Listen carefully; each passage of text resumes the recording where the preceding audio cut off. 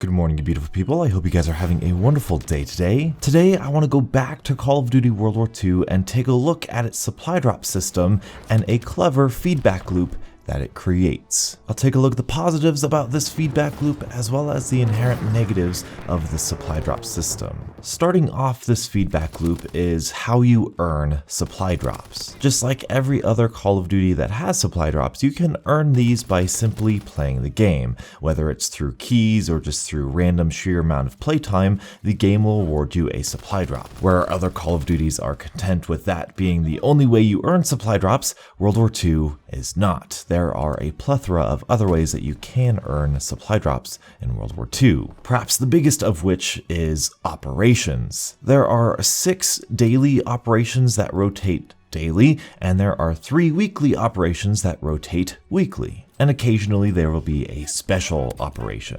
These operations will give you an in-game challenge to complete, and it will award you with anything from a supply drop to XP, to social score, or to a weapon variant. Every 6 daily operations you complete, you will get a bonus supply drop. Every 3 weekly operations you complete, you will get a bonus advanced supply drop. Not only does this give the player more supply drops in any given game session, it turns the ability to earn supply drops fully on the player. The player's skill will play a big factor in whether or not they will be able to complete these challenges, therefore giving them the power to actually earn supply drops. In addition to operations, contracts can be purchased with the in-game currency known as armory credits. Unlike operations, these challenges are time-based and are a lot stricter of a challenge. With a stricter challenge comes a bigger reward, usually in advanced supply drops and currently DLC weapons. On top of these challenges and operations,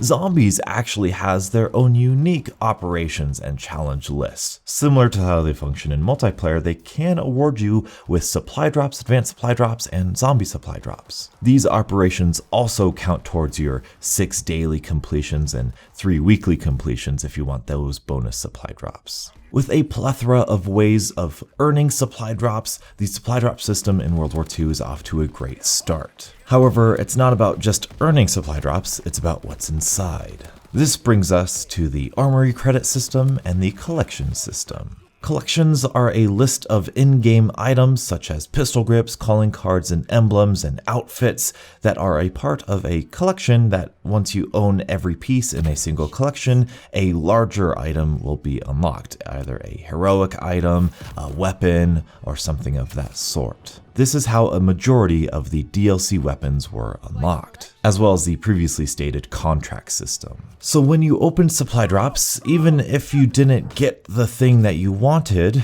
you were still working towards something. A lot of the time, these items worked towards collections, which worked towards unlocking bigger and better items. In addition to this, whenever you got a duplicate item, you would be rewarded with a certain number of armory credits. Armory credits can be used to, as I said before, purchase contracts, but more importantly, they can be used to buying items within the collections system. So if you see a weapon or a uniform that you particularly like, you can just spend armory credits to complete that collection in order to unlock that item. And this is the second half of the brilliant feedback loop that the World War II supply drop system just nails. Not only do the items you unlock work towards collections, but if you get a duplicate, you can spend those armory credits towards collections, towards the things you actually desire. Throughout your play session, you are earning multiple supply drops, and those supply drops are earning you more items and more collections than any other supply drop in Call of Duty history. It's because of this positive feedback loop that this microtransaction model is looked at as one of the more positive and consumer-friendly models that we've had in Call of Duty. However, this system has several minor flaws and one huge flaw, in my opinion. One of these downsides is the limited time events. With these limited time events, we got limited time collections. And in these collections, we had, you guessed it, DLC weapons. This means that if you purchased World War II outside of this limited time event, or you weren't online and playing World War II during these special events, the chance and the probability that you can actually and actively work towards these DLC weapons specifically is rather low. Once an event is done, you can no longer purchase armory credits to unlock items to unlock those big items. In my opinion, this is one of the biggest flaws of this system. However, the biggest flaw, in my opinion, is the fact that we have no direct means of unlocking any specific weapon at any given time. This is no doubt due to Activision's anti-consumer standpoint on these microtransactions. This whole system would be a lot simpler and a lot more consumer friendly if there was just a list of DLC weapons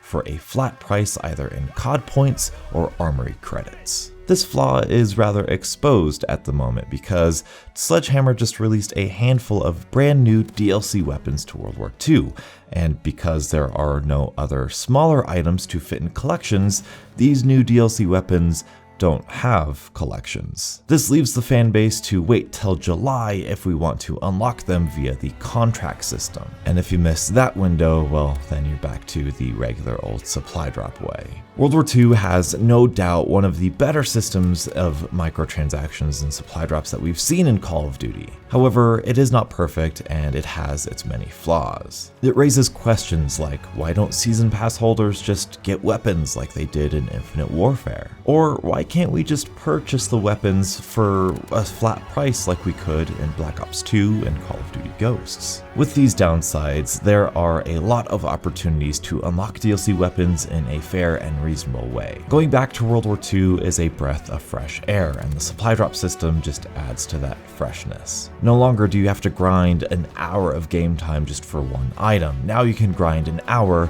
for 5, 10 supply drops, 30 items, duplicates, armory credits, working towards collections, working towards what you want to unlock.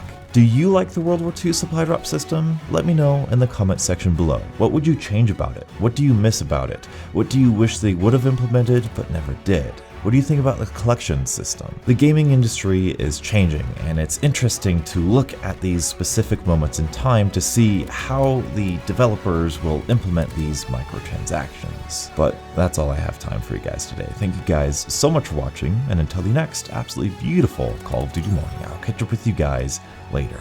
And as always, stay beautiful.